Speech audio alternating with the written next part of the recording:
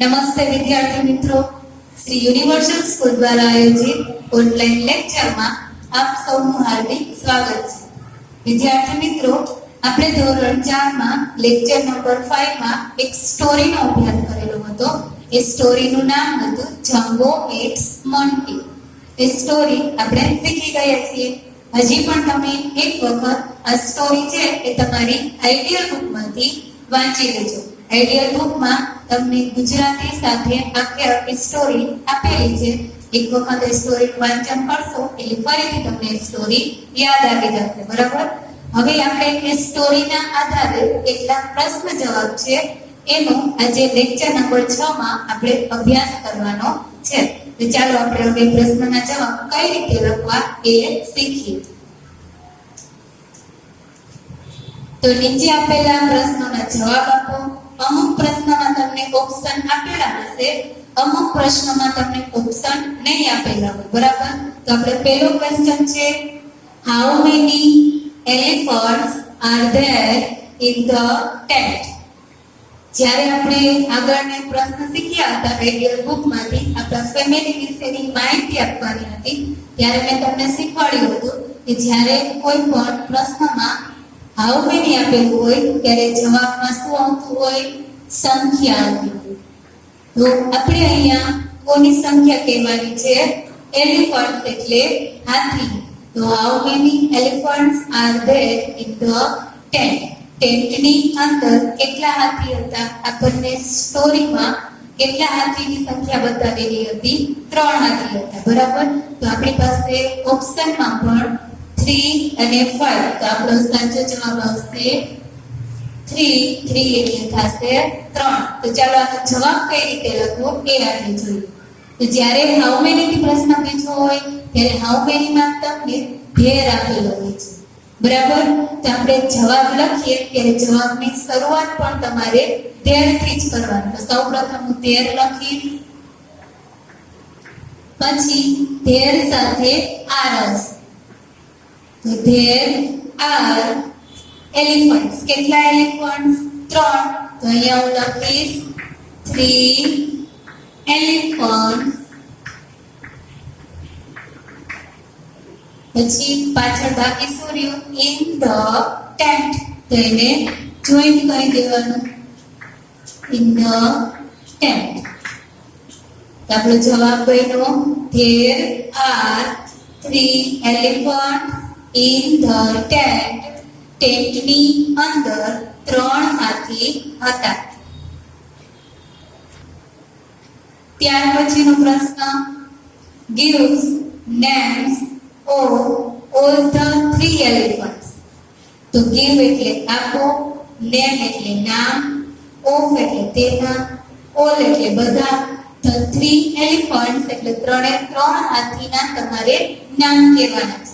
જે સર્કસની અંદર 3 હાથી હતા એ 3 હાથી કોણ કોણ હતા એના આપણે નામ કહેશું. તો 3 હાથીમાં જે પહેલો હાથી હતો એ રેમ્બો, બીજો હતો એ જમ્બો અને ત્રીજો હતો એ હાથી મેમ્બો. તો ચાલો એ ત્રણેયના નામ લખીએ. તો પહેલા હાથીનું નામ શું હતું? રેમ્બો. બીજો હાથી હતો એ જમ્બો અને ત્યાર પછીનો જે ત્રીજો હાથી છે એનું નામ છે મેમ્બો. તો રેમ્બો, જમ્બો એન્ડ મેમ્બો આ 3 હાથી છે એના હતા સર્કસની અંદર જે કામ કરતા હતા એ હાથી છે. બરાબર? એ હાથીના નામ છે. ત્યાર પછી ત્રીજો પ્રશ્ન, who is playing a drum? તો જ્યારે આપણને બુદ્ધિ પ્રશ્ન પૂછેલો હોય ત્યારે આપણે શું લખવાનું હોય? નામ લખવાનું હોય. જેવી રીતે હાઉ મેની પ્રશ્ન પૂછ્યો હોય ત્યારે આપણે સંખ્યા લખીએ છીએ, એવી જ રીતે જ્યારે બુદ્ધિ પ્રશ્ન પૂછે છે તો તમારે ત્યાં નામ લખવાનું છે. કોનું નામ લખવાનું છે? તો કે who is playing. playing એટલે રમવું થાય, પણ અહીંયા આપણે પ્લેઇંગ એટલે વગાડવું એવો અર્થ લેશું. શા માટે? તો કે પ્લેઇંગ અ ડ્રમ. ડ્રમ એટલે શું થશે? ઢોલક. તો કે ઢોલક રમે છે એવું તો આપણે કહી ન શકીએ. ઢોલકને કોણ વગાડે છે એ તમારે કહેવાનું છે.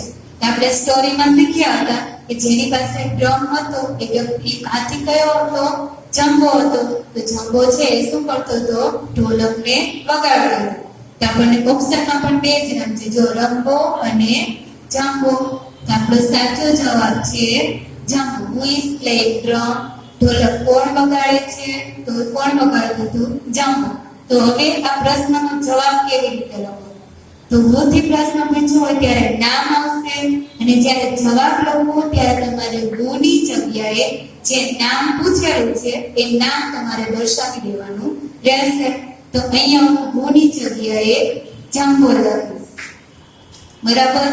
જે નામ પૂછેલું છે એ નામની હું જગ્યાએ લખી નાખવાનું. પછી પ્રશ્નમાં જે બાકી હોય એ બધું એની સાથે એડ કરી દેવાનું. તો Jumbo is playing a drum. Jumbo is playing a drum એટલે જંબો ડ્રમ વગાડે છે. ત્યાર પછીનો પ્રશ્ન, who is standing in the middle? અહીંયા પણ આપણને who થી પ્રશ્ન પૂછેલો છે. બરાબર? who થી પ્રશ્ન પૂછ્યો છે આપણે જવાબમાં શું લખશું? નામ લખશું. તો who is standing? standing એટલે ઊભેલો છે. in the middle એટલે વચ્ચે. તો જે ત્રણ હાથી હતા એમાં વચ્ચે કોણ ઊભું હતું? આપણી પાસે ઓપ્શનમાં છે મેંગો અને જંબો. તો ત્રણ હાથીમાં વચ્ચે જે ઊભેલો હાથી હતો એ કોણ હતો? જંબો. તો આપણો સાચો જવાબ પણ જંબો બનશે. તો હવે જવાબ લખીએ. જેમ આમાં જવાબ લખ્યો એવી જ રીતે ભૂની જગ્યાએ નામ, તો અહીંયા આપણે નામ આવેલું છે જંબો એટલે ભૂની જગ્યાએ લખશું. પછી આખો પ્રશ્ન, Jumbo is standing in the middle. Jumbo છે એ વચ્ચે ઉભેલો છે. ત્યાર પછીનો પ્રશ્ન, where is Jumbo after the circus over? હવે જ્યારે કોઈ પણ પ્રશ્ન તમને where થી પૂછેલો ત્યારે તમારે એ વસ્તુ કઈ જગ્યાએ છે એ જગ્યાનું નામ લખવાનું. ફરીથી કોઈ પણ પ્રશ્ન જો તમને where થી પૂછેલો છે તો એ વસ્તુ કઈ જગ્યાએ છે એ જગ્યાનું નામ લખવાનું છે. અને હું પ્રશ્ન પૂછ્યો હોય તો એ કોણ વ્યક્તિ છે એ વ્યક્તિનું નામ લખવાનું છે. બરાબર? તો અહીંયા પ્રશ્ન પૂછ્યો છે વેર ઇઝ જંબો. તમારે જગ્યા કોની કહેવાની છે?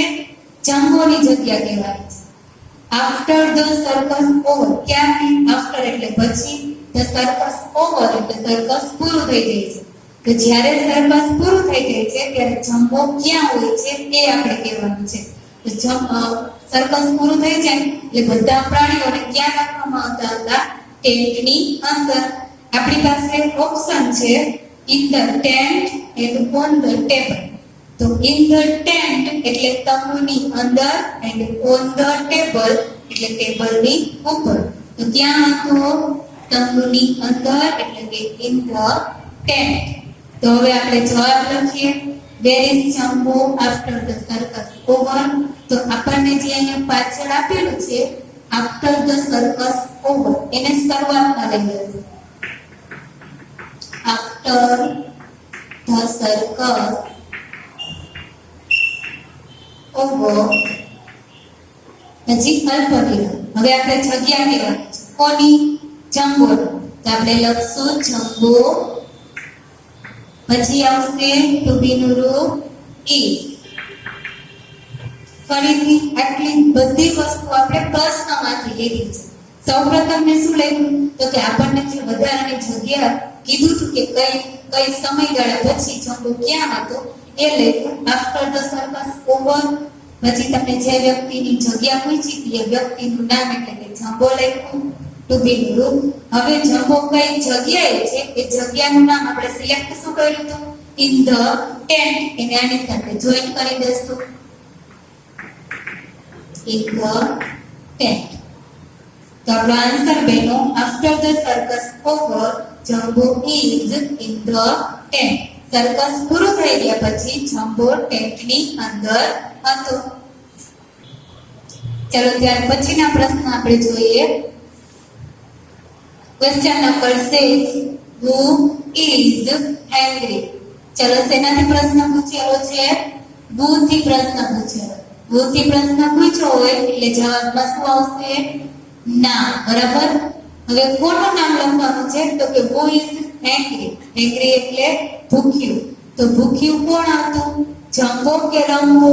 આપણી સ્ટોરીમાં જે એલિફન્ટ આવેલો હતો એ ભૂખ્યો હતો, એનું નામ શું હતું? જંબો. બરાબર. તો આપણને સાચો આન્સર મળી ગયો છે જંબો. હવે આપણે એની વાક્ય રચના બનાવવાની છે. તો શું કરીશ? who ની જગ્યાએ એનું નામ લખી નાખીશ. તો who ની જગ્યાએ આવશે જંબો. પછી પ્રશ્નમાં જે બાકી છે એને આપણે જોઈન્ટ કરી દઈએ. is angry. તો જંબો is angry એટલે જંબો ભૂખ્યો છે. ત્યાર પછી જંબો સો સમ ખાલી જગ્યા throw the tent. ખાલી જગ્યામાં પૂછેલું છે જંબો સો એટલે જોઈએ, સમ એટલે થોડા, ખાલી જગ્યા થ્રો એટલે માંથી, the tent એટલે તંબુ. તંબુમાંથી જંબોએ ખાલી જગ્યા જોઈ. શું જોયું હતું? તો ચાલો પહેલા ઓપ્શન છે. એ બનાના એટલે કેળા. બી માં છે પોટેટોસ એટલે કોણ થશે? બટેટો. સી માં છે ટોમેટોસ એટલે ટમેટા. અને ડી માં એપલ્સ એટલે સફરજન. તો જંબોને કઈ વસ્તુ દેખાણી હતી? બનાના. તો આપણો સાચો જવાબ પણ આવશે બનાના. તો ચાલો ઓપ્શનમાંથી ખાલી જગ્યામાં લખીએ. ખાલી જગ્યા બનશે Jumbo show some banana through the tent. ટેન્ટમાંથી એને થોડા કેળા દેખાય. ત્યાર પછી જંબો ઇઝ હોલ્ડિંગ ધ ખાલી જગ્યા while running. જંબો ઇઝ હોલ્ડિંગ એટલે શું થશે? પકડવું. ધ ખાલી જગ્યા while એટલે જ્યારે, રનિંગ એટલે દોડે છે. તો ખાલી જગ્યા શું બની? જંબો જ્યારે દોડે છે ત્યારે ખાલી જગ્યા પકડે છે. આપણી પાસે ઓપ્શનમાં છે એમાં બોલ એટલે દડા. પછી બી માં આપેલું છે બેલ્સ એટલે શું થશે? ઘંટડી. સી માં છે કેપ્સ એટલે ટોપી. એન્ડ ડી માં છે ડ્રમ એટલે ઢોલક. તો જ્યારે જંબો છે એ ટેન્ટમાંથી બહાર નીકળે છે દોડીને, ત્યારે કઈ વસ્તુ પકડી રાખે છે? આપણો સાચો જવાબ આવે બેલ્સ. હવે એને બેલ્સ શા માટે પકડી રાખ્યા હતા? કારણ કે ત્યાંથી ચાલે એટલે ઘંટડી છે એ વાગે તો બધા સુતેલા છે એ જાગી જાય, એટલે એ જાગે નહીં એના માટે એ બેલ્સ ને શું કરે છે? પકડી રાખે છે. આપણા જવાબમાં પણ આવશે bells. Jumbo is holding the bells while running. જ્યારે તે દોડે છે ત્યારે ઘંટડીને પકડી રાખે છે. ખાલી જગ્યા નંબર 9, all are ખાલી જગ્યા in the tent at night. all એટલે બધા, are એટલે છે, ખાલી જગ્યા in the tent એટલે ટેન્ટની અંદર, in એટલે શું થશે? અંદર. at night એટલે રાત્રે ખાલી જગ્યા બધા ટેન્ટની અંદર હતા.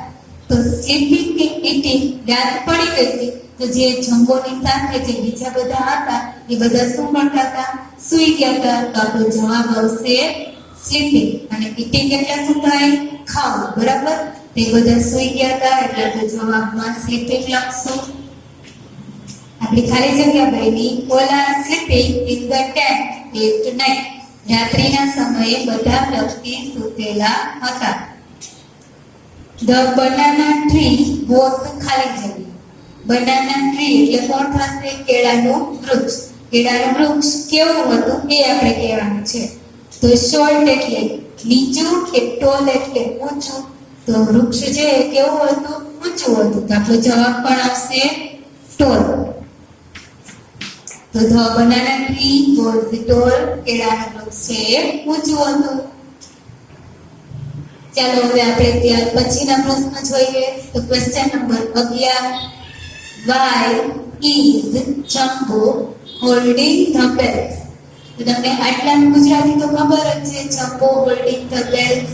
હોલ્ડિંગ એટલે શું થાય? પકડો. બેલ્સ એટલે ઘંટડી. તો જમ્બો છે ઘંટડીને પકડી રાખે છે. તો શરૂઆતમાં આપણને વાય આપેલું છે. વાય એટલે આપણે જ્યારે વાય એટલે શા માટે? તો જમ્બો છે એ બેલ્સ પકડી રાખે છે. તેનું કારણ શું હતું? આપણને ઓપ્શનમાં જવાબ પણ આપી દીધો છે. શું આપ્યો છે? Because the noise will wake up everyone. Because એટલે કારણ કે, the noise એટલે અવાજ, will wake up everyone. જો એનો અવાજ સાંભળે ઘંટડીનો તો બધા જાગી જાય. એટલે શું કરે છે? જમ્બો છે એ પોતાના બેલ્સને પકડી રાખે છે. પકડી રાખે છે એટલે શું? અવાજ ન આવે અને બધા સૂતે રહે. તો હવે આપણને જે જવાબ આપ્યો છે એની આપણે વાક્ય રચના બનાવવાની છે. તો ચાલો પેલા વાક્ય રચના બનાવતા શીખીએ. તો વાય જ્યારે આપ્યું હોય ત્યારે આપણે કારણ કહેવાનું હોય કે કામ એને શા માટે કર્યું છે. બરાબર? તો શરૂઆતમાં આપણે પ્રશ્નમાંથી શું લખશું? Jumbo holding the bells. આટલું આપણે લખવાનું છે. તો જમ્બો એની સાથે આવશે ટુ બી ગુરુ. Is Jumbo is holding the bells. આપણે અહીંયા સુધી પ્રશ્નમાંથી લઈ Jumbo is holding the bells. Jumbo બેલ્સને પકડી રાખે છે. પછી અલ્પવિરામ. અલ્પવિરામ કરીને તમને જે કાઉન્સમાં આપેલું છે એ જ તમારે જોઈને લખી નાખવાનું. Because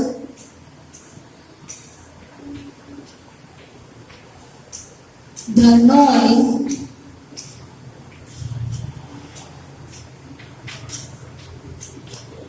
will wake up everyone. તો આપણો જવાબ શું બન્યો? Jumbo is holding the bells because the noise will wake up everyone. તો જમ્બોએ બેલ્સને પકડી રાખ્યા છે. because એટલે કારણ કે, the noise એટલે અવાજ, will wake up everyone. wake up એટલે જાગી જવું અને everyone એટલે બધા. તો જે ન પકડી રાખે તો ઘંટડી વાગે અને ઘંટડી વાગે તો એના અવાજથી બધા જાગી જાય. એટલે જમ્બોએ શું કરેલું છે? પોતાની પાસે જે બેલ્સ છે એ બેલ્સને પકડી રાખેલા છે. બરાબર? ત્યાર પછીનો પ્રશ્ન છે who is મોન્ટી. તમને પ્રશ્નમાં શું પૂછ્યું છે કે જે મોન્ટી હતો એ કોણ હતો? તો આપણે કહેવાનું છે મોન્ટી કોણ છે? વાંદરો છે. તો આપણે જવાબમાં લખશું મોન્ટી is a monkey. આપણે અહીંયા who વાળા પ્રશ્નમાં who ની જગ્યાએ નામ નથી લખેલું. શા માટે નથી લખ્યું? કારણ કે આપણને નામ તો આપેલું જ છે. આ નામનો વ્યક્તિ કોણ છે એ આપણે કહેવાનું હતું.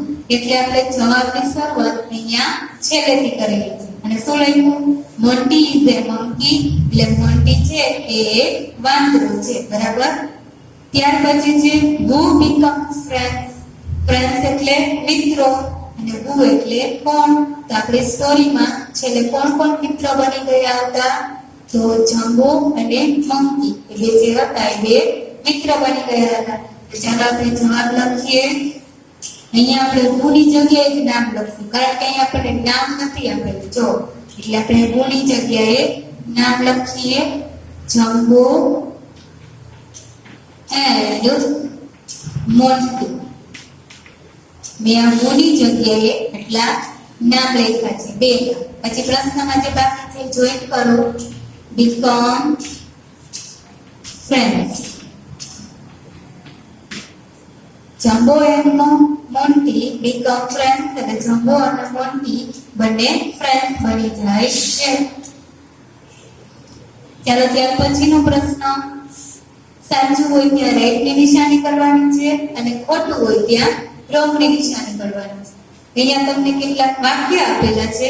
જો એ વાક્ય સાચું હોય તો તમારે રાઈટ અને ખોટું હોય તો તમારે રોંગ ની નિશાની કરવાની છે. તો ચાલો સ્ટાર્ટ કરીએ.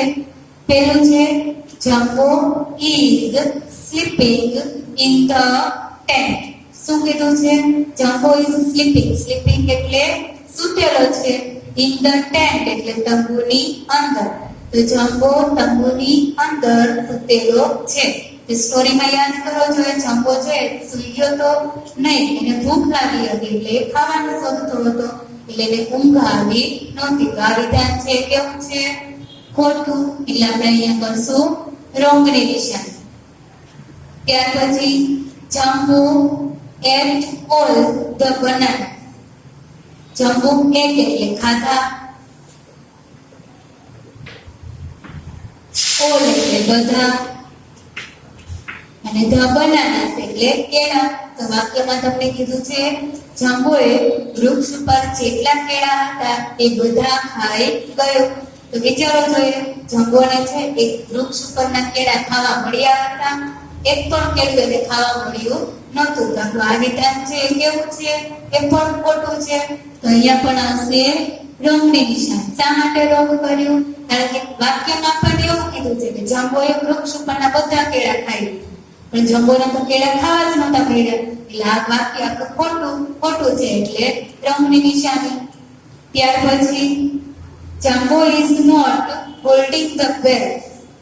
તો જંબો ઇઝ નોટ એટલે નથી, હોલ્ડિંગ એટલે પકડવું, ધ બેલ્સ એટલે ઘંટડી.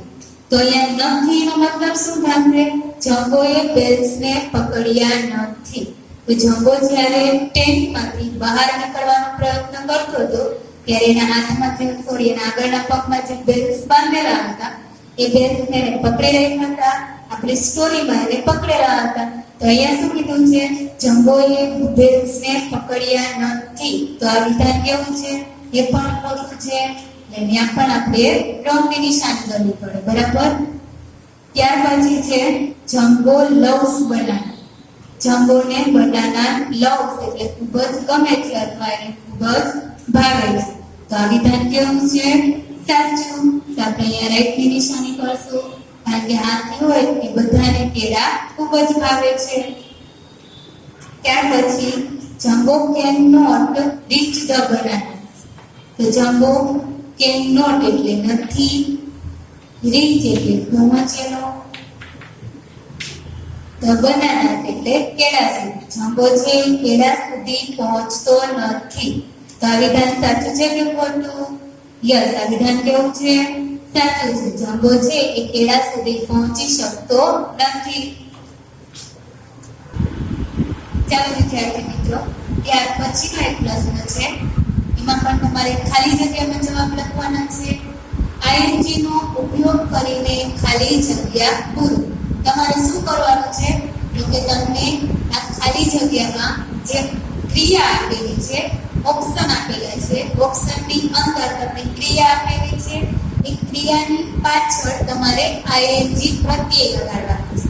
તો સૌપ્રથમ આ આઈએનજી પ્રત્યય ક્યારે લાગે એ આપણે જોઈએ. તો આપણે કુલ 3 કાળ આવે, બરાબર? વર્તમાન કાળ, ભૂતકાળ અને ભવિષ્યકાળ. તો જે વર્તમાન કાળ હોય એ કયો સમય બતાવે? તો કે જે સમય ચાલતો હોય એ વર્તમાન બતાવે. જે સમય પૂરો થઈ ગયો છે અથવા વયો ગયો છે એ ભૂતકાળ બતાવશે, અને જે સમય આવવાનો છે એ સમય કયો બતાવશે? ભવિષ્યકાળ બતાવશે. તો આપણા મુખ્ય 3 કાળ છે, વર્તમાન કાળ, ભૂતકાળ અને ભવિષ્યકાળ. પણ અંગ્રેજીમાં કુલ 12 કાળ આવે છે. કેટલા કાળ આવે છે? 12 કાળ. તો હવે 12 કાળ કેવી રીતે બનાવેલા છે? તો કે વર્તમાન કાળ હોય એના 4 ભાગ પડેલા છે. વર્તમાન કાળના 4 ભાગ.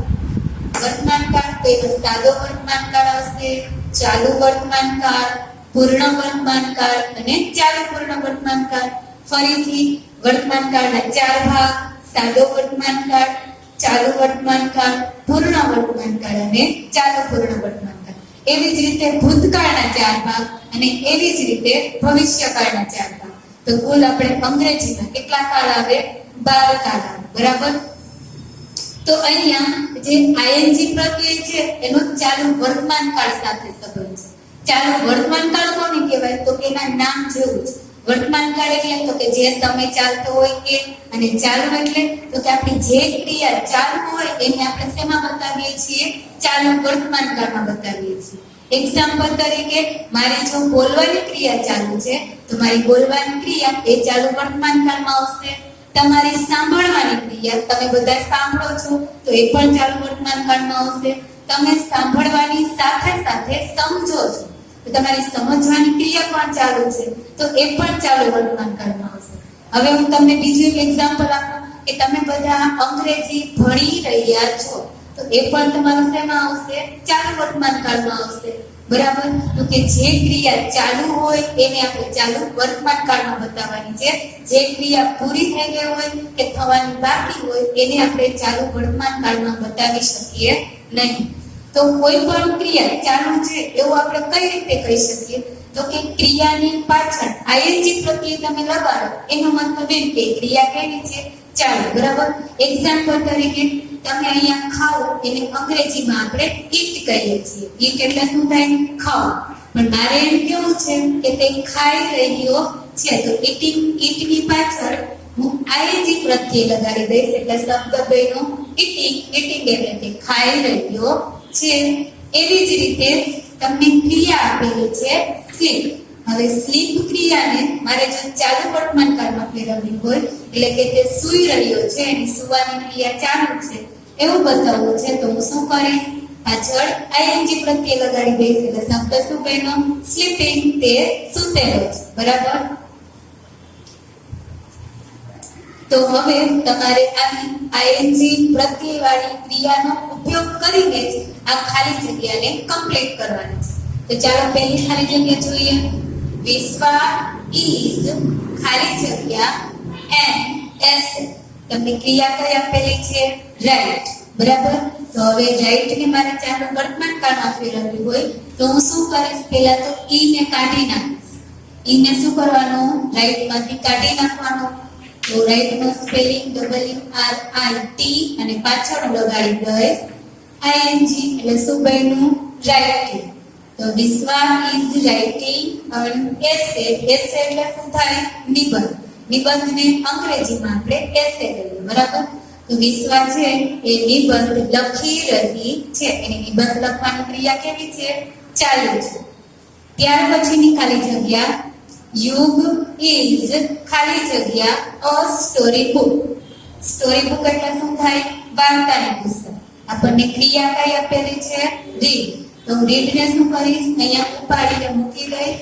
રીડ નો મેં સ્પેલિંગ લખી નાખ્યો આખો. હવે પાછળ લગાડી દઈશ આઈએનજી એટલે શું બન્યું? રીડિંગ. તો ખાલી જગ્યા યુગ is reading a story book એટલે યુગ વાર્તાની ચોપડી વાંચી રહ્યો છે.